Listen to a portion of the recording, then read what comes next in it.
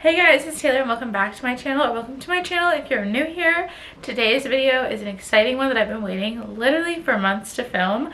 And this is going to be my book recommendations for the summer, so books you need to read this summer, books I like to read in the summer, slash kind of my summer TBR, because some of the books are my TBR cart that I plan on reading this summer and I think they'll be great summer reads. So yeah, without further ado, let's just go ahead and get on into this video.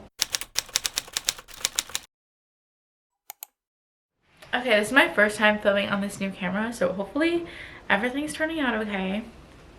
The first book I'm recommending is 7 Days in June by Tia Williams. This is one of my all-time favorite reads, like literally ever. First of all, it obviously takes place in the course of 7 days over the month of June, so it is set in the summer.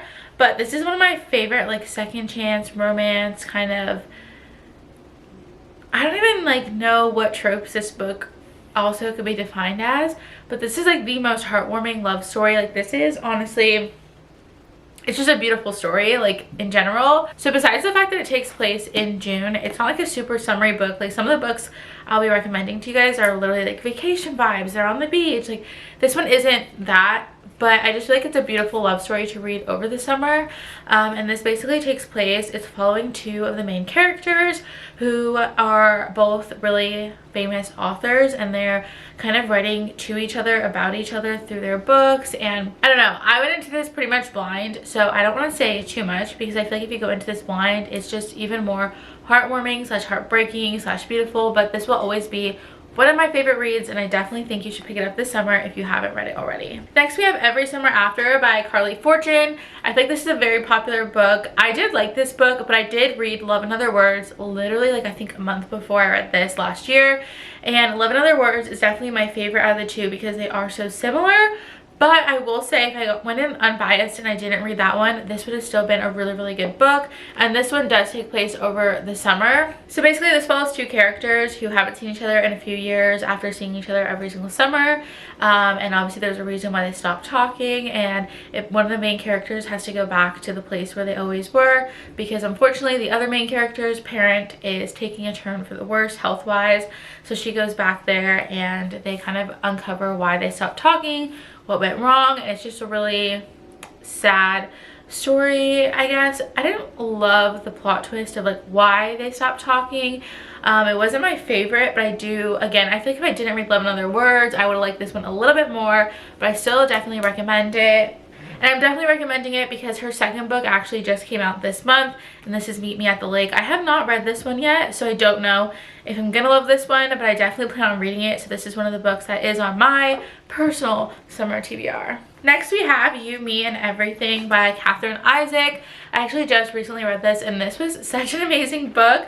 I'm just now realizing that almost all the books I've recommended so far are either childhood friends to lovers or second chance romance, and that's just like my favorite trope to read over the summer. I feel like it's just so heartwarming. I don't know, I just love it. But this one basically takes place over the summer. We have the main character, her name is Jess, and she has a 10-year-old son, and they are going to visit her 10-year-old son's father over the summer. They're having a little vacation because she wants her son to get to know the father, because she actually is taking a turn for the worse with her, not illness, but her health in general.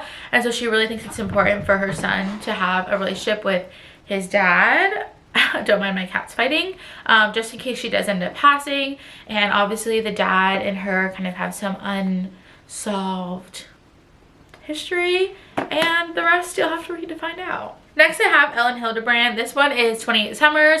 I have read this one, but I have I think like 3 or 4 of her books back there on my TBR cart that I plan on reading for the summer. All of her books, like even just by the covers, you can tell that they're meant to be read in the spring or the summer. They all take place on like Hotel Nantucket and like vacation and getaways, and like a lot of them still have I think like a mystery kind of aspect to them. Some are romance, some are not, I think. I don't know, because I've only read this one, but I've heard some really good reviews about her other books from like Sarah Crowley, and I definitely will be... My cat just threw up. Okay. Anyways, like I was saying, Ellen Hildebrand's books are all great for the summertime. Next I have Emily Henry's books. I think that all of her books are just such like summery good vibes. Like they're perfect to read on the beach, they're perfect to read outside. So I have all of them. Book lovers, I'm picturing like if I were to read this after a really long day at the beach. I'm chilling on my back porch, like with the little lights are on. We have like a little ambiance, if you will. Beach read. We're reading at the beach. We're reading it in the sun. People we meet on vacation, we're bringing this book on vacation and we're reading it then. And Happy Place, you can read this anywhere this summer. Like, I'm currently reading it right now. So anyways, I read all of these books and they're all just so pretty and bright and summery, and they take place in the summertime, and I just think she's literally the summer writer. And yeah, if you have not read an Emily Henry book, then the summertime is the perfect time to try one out. Next book is actually one that's on my summer TBR, and it's Red, White, and Royal Blue. That was like a tongue twister. I tried to say that clip 5 times, and we're just gonna leave that last one in. I definitely think that 99% of book talk has read this book already, but I have not. And when I saw that they had this like limited edition cover at Barnes & Noble's, I had to have it. I think it's so beautiful, and I can't wait to display this on my shelf after I read it. I honestly don't even really know much of what this book is about, but I just know that Red, White, and Royal Blue. I just know that Red, White, and Royal Blue gives me like 4th of July vibes, and I definitely plan on reading this around the 4th of July.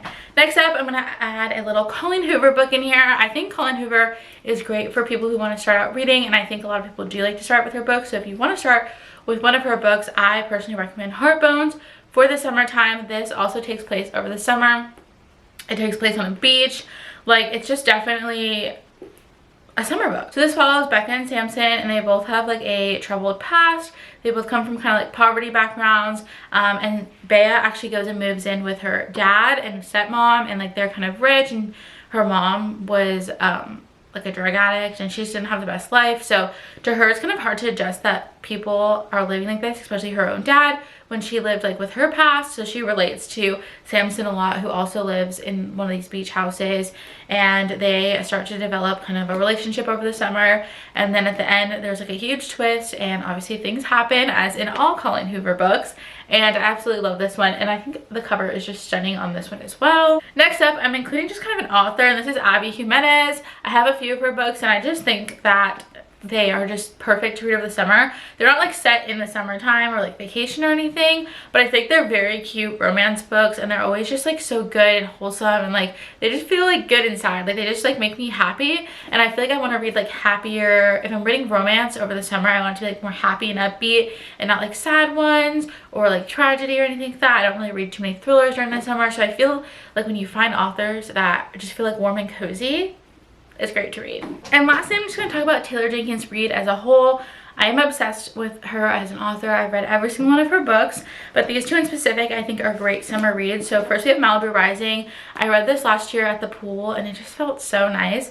But this book basically is following a family that is having this big party at their house, and like just a million things are like going wrong, and it's literally, the book is just taking place for that one day, and it's crazy, and so much stuff happens, and it's amazing. I love this. And the other book that I'm recommending is her Carrie Soto is Back, which is about tennis. I'm gonna be completely honest here, I don't even know when tennis season is, but I just feel like it's a sports book that you could read over summer. Like when I think like hockey romance, I'm reading that in the fall and the winter. Like I'm not gonna read a hockey romance over summer because it's like cold and they're in an ice skating rink, and tennis is like outside in the sun, and I just feel like it's good to read, you know, sports that take place outside during the summer. But also her books are just so amazing.